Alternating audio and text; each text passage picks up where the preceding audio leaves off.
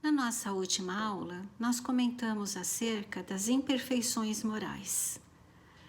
E hoje nós vamos falar sobre um antídoto para as nossas imperfeições morais, nossos vícios, nossos defeitos, que é cultivarmos as virtudes.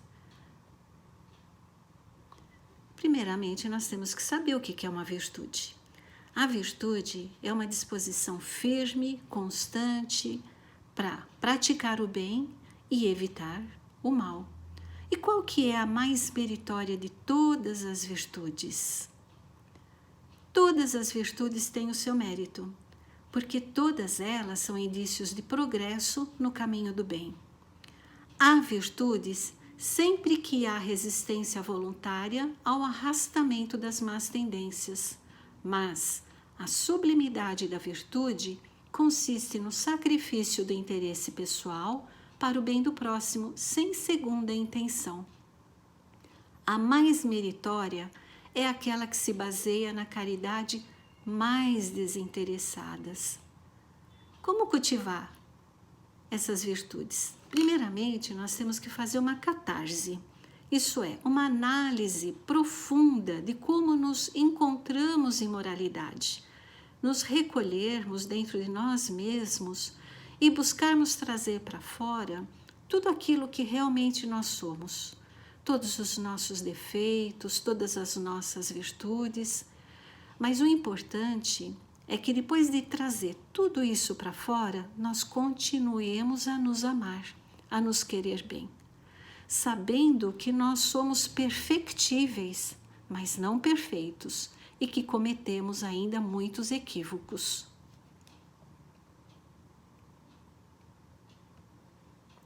O conhecimento de nós mesmos é a chave do progresso individual. Mas como conhecermos-nos a nós próprios? Santo Agostinho, ele fazia o seguinte e também nos dá essas informações. Ao final do dia, interrogava a minha consciência, passava em revista ao que fizera e perguntava a mim mesmo se não faltara algum dever, se ninguém tivera motivo para de mim se queixar. Ele nos aconselha: examinai o que pudestes ter feito contra Deus, depois contra o vosso próximo e finalmente contra vós mesmos. As respostas vos darão ou descanso para a vossa consciência ou a indicação de um mal que precise ser curado. Foi assim que cheguei a me conhecer e a ver o que em mim precisava de reforma. Isso é Santo Agostinho. Da nossa parte, nós sabemos que isso daí exige muita coragem e exige muito sacrifício de nossa parte. Toda vez que nós optamos por alguma coisa, nós temos que abrir mão de outra, nós temos que fazer as nossas escolhas. Mas como há de alguém julgar-se a si mesmo? Não está aí a ilusão do amor próprio para atenuar faltas e torná-las desculpáveis? Por exemplo, o avarento se considera econômico, previdente. O orgulhoso julga que em si só há dignidade.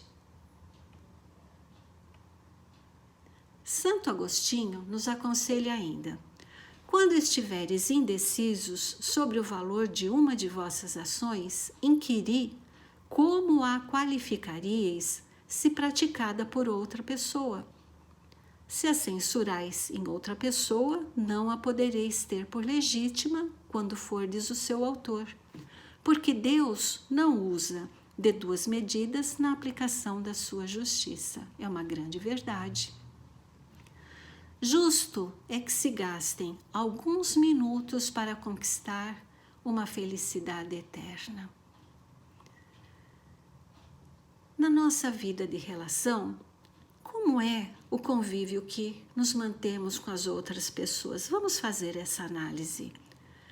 Como que é a nossa vida de relação com a família, com as amizades que possuímos, com os colegas de escola ou de profissão, companheiros da vida social? Quais reações nós provocamos nos outros? Que reações temos para com o meio social em que vivemos? Nós nos conhecemos? Então, analisando tudo isso, nós vamos descobrir muito sobre nós mesmos. Nós tomaremos consciência de aspectos da nossa personalidade que nos eram completamente desconhecidas. Na realidade, nós só nos conhecemos profundamente quando passamos por determinada situação, e assim, uma situação muito difícil. Aí nós vamos ver qual que é a nossa reação perante aquele problema. Mas não há necessidade de nós passarmos por aquele problema para que a gente aprenda a se conhecer. Como nós comentamos, vamos fazer antes uma catarse, para que a gente possa trabalhar aquilo ali. Vamos respeitar o território alheio. Cada um de nós possui sua área de direitos e ação. Mas no convívio diário, costumamos invadir esse território uns dos outros e com isso nós geramos atritos. Neste atritar mutuamente, nós nos polimos. Mas se rapidamente corrigirmos em nós as causas dos atritos e se soubermos esclarecer e persuadir os outros para assim procederem, mais depressa nós vamos nos harmonizar. Tem uma fábula muito interessante, e já é de alguns séculos atrás, do filósofo alemão Arthur Schopenhauer. Ele viveu de 1788 a 1860. Essa daí é a fábula do porco-espinho, e ela pode ser aplicada à convivência social. Ela fala o seguinte: durante uma era glacial, quando o globo terrestre esteve coberto por grossas camadas de gelo, muitos animais não resistiram ao frio intenso e morreram, por não se adaptarem ao clima gelado. Foi então que uma grande manada de porcos-espinhos, numa tentativa de se proteger e sobreviver, começou a se unir, a juntar-se um pertinho do outro. Assim, um podia aquecer o que estivesse mais próximo, e todos juntos, bem unidos, aqueciam-se, enfrentando por mais tempo aquele inverno rigoroso.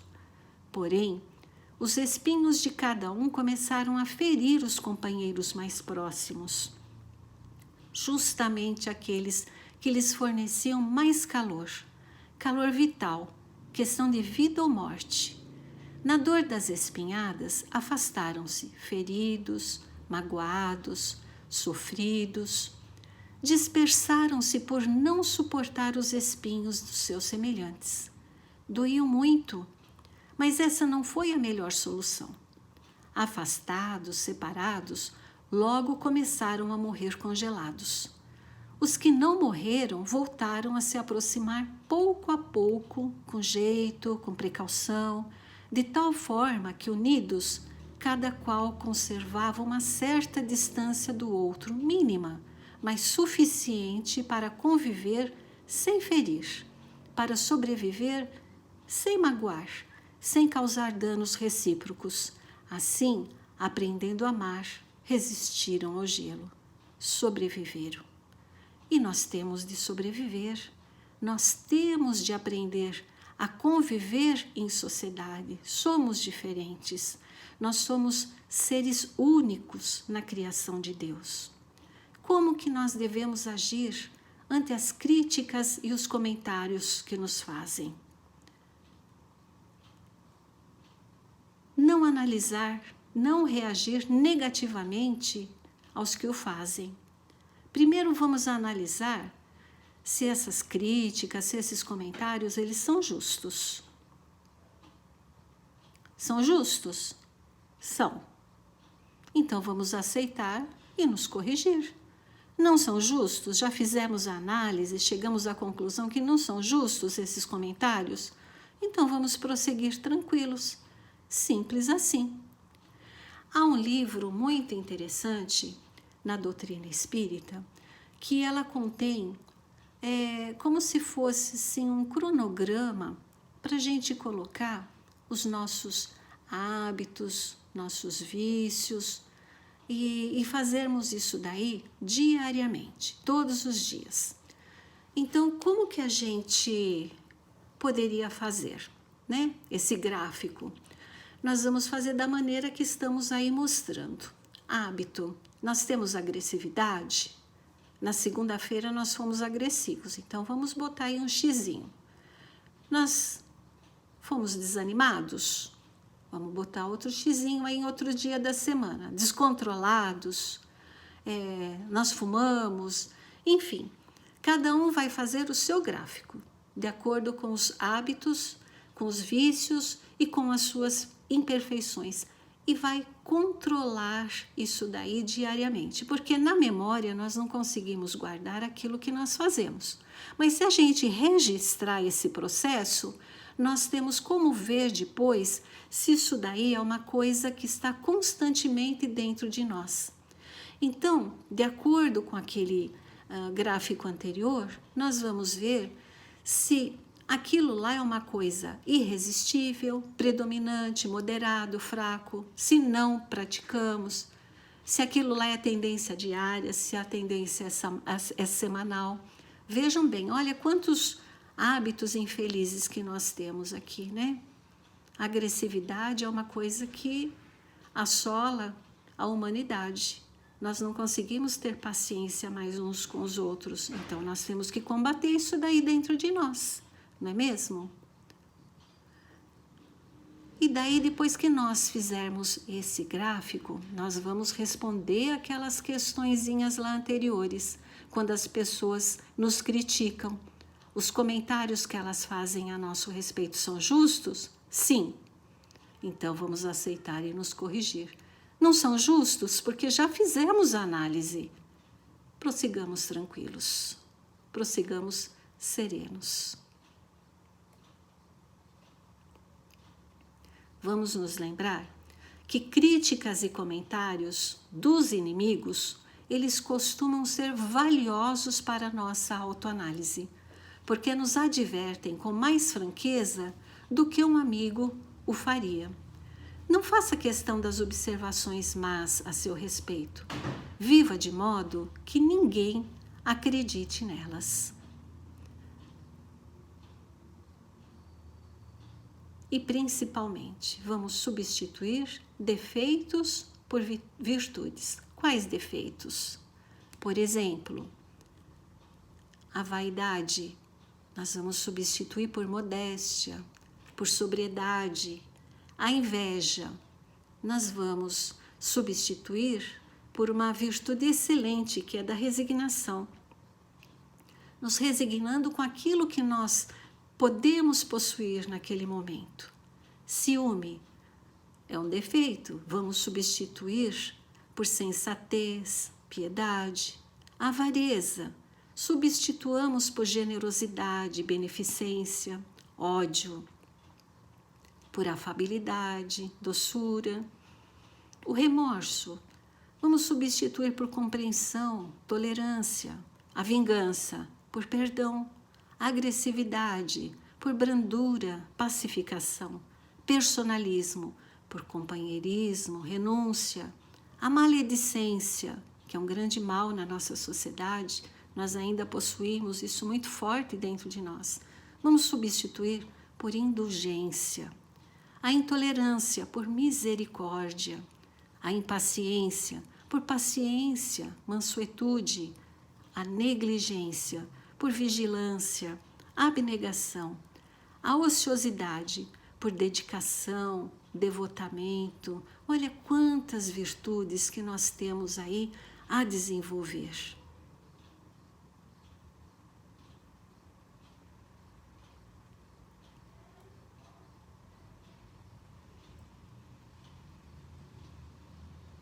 A prática da autoanálise e autoobservação. Esforços na eliminação dos vícios, diminuição dos defeitos, diálogos com a própria consciência, canalizar a vontade, o interesse e o empenho. Olha que importante essas dicas. E com relação a nós mesmos, quais as virtudes que nós podemos cultivar. Benjamin Franklin, ele deixou uma lista dessas virtudes que eu considero interessante. Ele fala sobre a temperança, para que a gente não coma até o embotamento, não beber até a exaltação. O silêncio, não vamos falar sem proveito para os outros ou para nós mesmos. Evitemos a conversação inútil. A ordem, tenha um lugar para cada coisa, que cada parte do trabalho tenha tempo certo. Esta questão de organização é uma questão muito interessante e muito importante, porque se nós soubermos organizar, se nós tivermos consciência, primeiramente, que devemos nos organizar, nós vamos viver de uma forma muito mais tranquila, de uma forma muito mais, vamos dizer assim, efetivamente, nós vamos nos sentir melhor com essa organização, seja dentro de casa, seja no trabalho, seja onde for. Nós temos de ter resolução, executar aquilo que nós devemos, sem falta aquilo que precisa ser resolvido. Que mais? Frugalidade. Não faça despesa sem proveito para os outros ou para si mesmo, ou seja, nada desperdice. Diligência. Não perca tempo, esteja sempre ocupado em algo útil, dispense toda atividade desnecessária. Moderação. Evite extremos. Não nutra ressentimentos por injúrias recebidas, tanto quanto julga que o merecem os injuriantes. Ele fala do asseio, da tranquilidade, fala da humildade.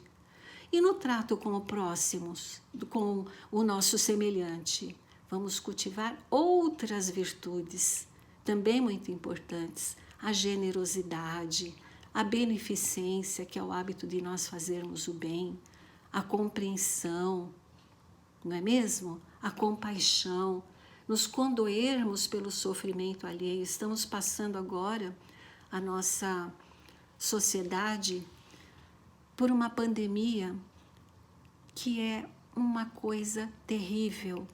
Está assolando não apenas o Brasil, mas a humanidade. Então vamos ter compaixão pelos nossos irmãos lá do outro lado do mundo, que padecem desse mal, aqui no Brasil, aqui do nosso lado, aqui na nossa cidade. Vamos ter compaixão e buscar auxiliar da melhor forma possível esse nosso irmão. Vamos ser afáveis, sermos mais delicados ao tratar com as pessoas, mais corteses. A brandura e a mansuetude são contrárias à agressividade. Vamos desenvolver a brandura, a mansuetude, a dedicação, não é mesmo? A abnegação, que traz o desinteresse pessoal, traz a renúncia.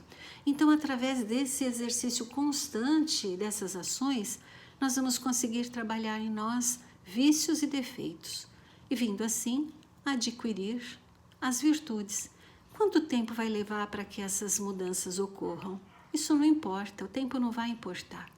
O que importa é o esforço que a gente faz para atingir essa transformação íntima.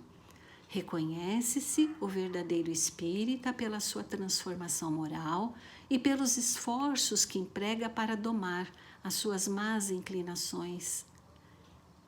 Deve haver persistência de propósito, e a esta persistência chamamos esforço. Não devemos abandonar este intento ao primeiro sinal de dificuldade. Esse esforço é para a vida toda. É fácil? Não é fácil.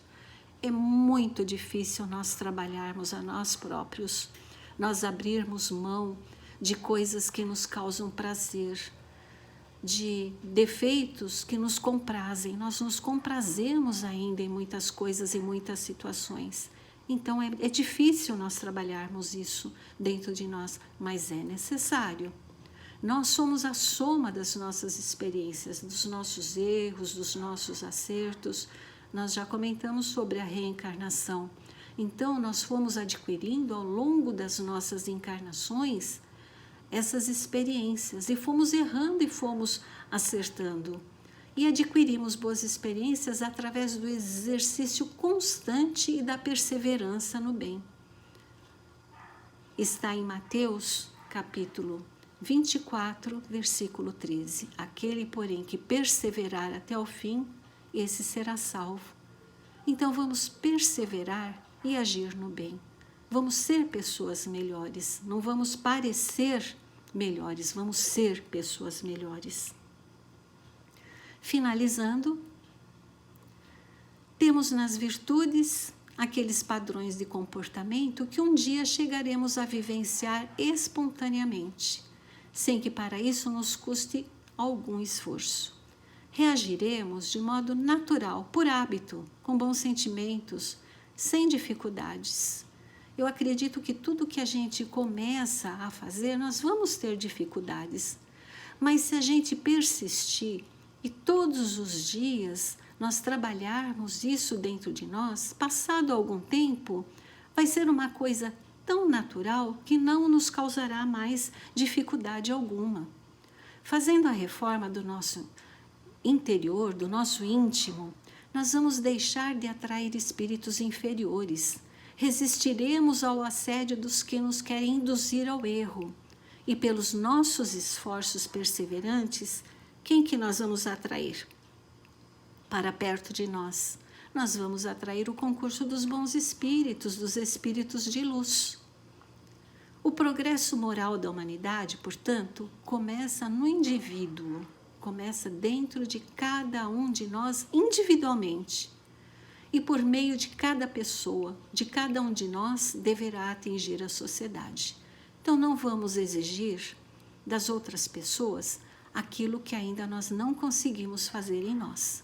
Vamos inicialmente trabalhar aquilo dentro de nós, sem cobrar do próximo aquela ação. Investamos em nosso interior.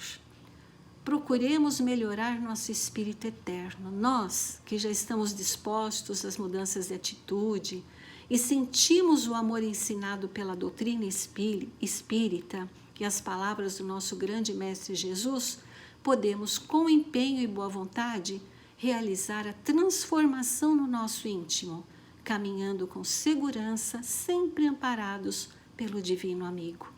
Hoje, nós ainda necessitamos da presença constante do Cristo ao nosso lado.